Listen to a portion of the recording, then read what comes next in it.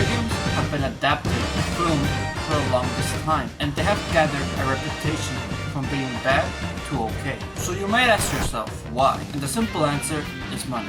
But you might also ask yourself, how? And that is something that we're going to talk about today. So, the first video game movie that I heard of was World of Warcraft. I don't remember when this movie came out. If I were to guess, 2016, maybe. But this is the first video game movie that I heard of. I knew World of Warcraft was a really big game, and I saw they made a movie adaptation out of it. I had no interest in watching it, but I did see like some of my friends, some of my cousins talk about it, and for the most part, from what I remember, it was received really well. A lot of people liked it. But this opened to my imagination thinking of other video games that could be adapted to live action, or just movie format in general. For the most part, however, for you, if you're a filmmaker, it's gonna be really rare for you to have the chance to make a film adaptation of a video game. The reason for it is because it costs a lot of money. Video games mostly tend to dwell on fiction, and if you do go into fiction, that's probably gonna need CGI and special effects and stuff. Not only that, but you also need to buy the rights to use that piece of video game. So if you were given the chance to make a video game adaptation, then you're most likely gonna have a lot of money in your hands. Still, nonetheless, you can also make fan films. Knowing this can help you either way if you're passionate about filmmaking and video games. But something that you must have in order to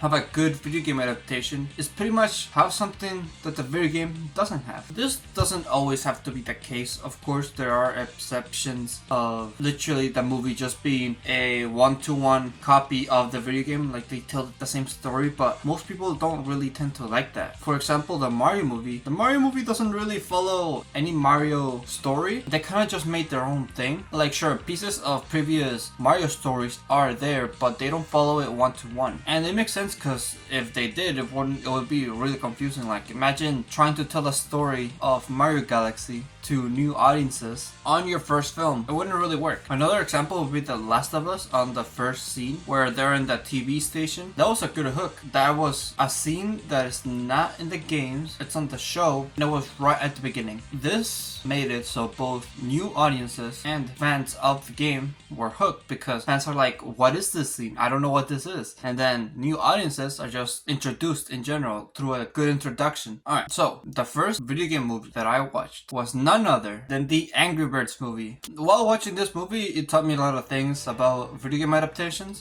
First of all is the fact that most of them do rely on nostalgia. The original Angry Birds game came out like a long time ago, like it feels like eons ago now, and obviously it's gonna rely on nostalgia and the fans that do play the game. Like, that's something that's obvious, but it felt weird because I was the main target when that creation of that movie, because I like the Angry Birds games, and it was fascinating how they created the Angry Birds movie, because the Angry Birds game has no lore, little to no lore. It's pretty much just pig steals eggs, Angry Birds try to get the eggs back, that's it. And when it came to the movie, yes, that's still there, that main story is still there, but they gave like all the birds personalities and backstories, which was fascinating and cool at the same time. I'm not really like a big fan of that movie, but I think it's okay. I think if you just want to turn your brain off and watch a good, decent movie, animated movie, then yeah, sure, watch it. This movie also taught me about the power of animation, and I do feel like it would be better for most video games to be adapted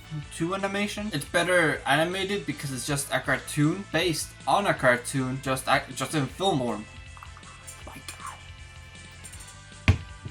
I just spilled coffee on me, no. Alright, I'll be right back. Don't go anywhere. 5 minutes later. Look at that bicep. Look at that bicep. I bet you don't know any filmmakers this buff in real life. Anyway, Angry Birds. Yeah, so for the most part, animation would be better when it comes to adapting video games. As I said before, fiction requires a lot of CGI because it's things that are not existing in the real world. And if you use CGI, you might as well just use animation in the first place. A good example of this would be The Lion King. It uses CGI for no reason. They don't really got any actors besides the voice actors themselves. But the whole thing about live action is the fact that you get to see see the actor's performance. And if you don't get to see that, then the next best option is voice form. And the best way to do voice form is through full-length animation. Example of this would be Detective Pikachu. Now, I do believe that this movie could have been better animated, but yet again, there's like thousands upon thousands of Pokemon movies that are already animated, so I didn't have any trouble going into live action because it's something that's never done before. I would say that this movie is also a good example of fan service used properly, because the Pokemon and the fan service was used at the right time in order to enhance the story. Like the main plot also connects with what you would consider fan service. I would consider Mewtwo in a movie fan service. Also Greninja, I would also consider that fan service, but still, it is there to enhance the story. It is there to support the elements and themes of the story. And speaking of themes, it could also be helpful if you keep the same theme from the video game into the movie. And in case of Detective Pikachu, there's a theme of absent fathers. That was a joke. Yeah, but it's kind of funny how Ash's father is absent, and then also the main character for this movie, his father is also absent. Coincidences? I think not. So why am I talking about fan service a lot? Why is pleasing the fans so important? And if you're asking this question, then you sure already know the answer. To make money. It's literally what I said at the beginning of this video. When it comes to video game adaptation movies, the main goal is to blow up.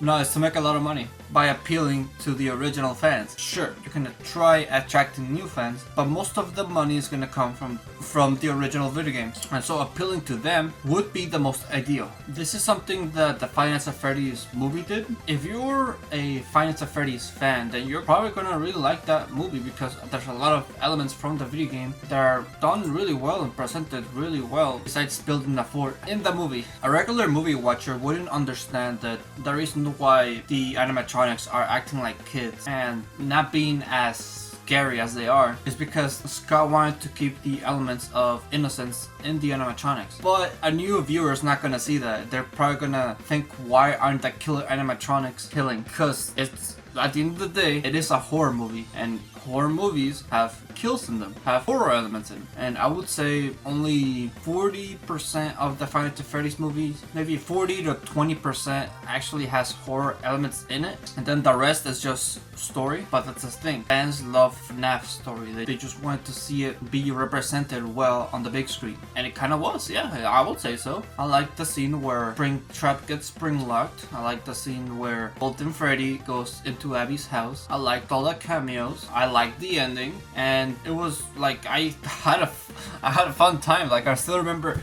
I was in the theater and there was like a bunch of kids, teenagers, like middle schoolers, high schoolers, and they actually got scared at the horror elements, and I thought that was really funny. And I remember still, it's like at the end of the movie, people started clapping because they thought it was good too. It was a good experience overall. I mean, to be fair, I saw it the first day that it came out, but it was just fun. And I feel like if you're gonna make a video game movie, I think that should be the main goal, just having fun, because you're not gonna be there to win an Oscar. You're there, please the fans, and make them have a good time. And then there's the opposite of this, where you don't appeal to the fan and you just do whatever the hell you want. As I said before, the lazy way to do it is to just follow the game one-to-one, just follow the story without any changes. That's the lazy way to do it. The stupid way to do this is to make a whole different story, to make stuff up, to not follow the game at all. Best example of this is the Halo show. I didn't get to see it, but from what I heard, apparently it doesn't follow the Halo story. It just goes off and it does their own thing. Borderlands, I haven't seen that one. I'm not gonna see it.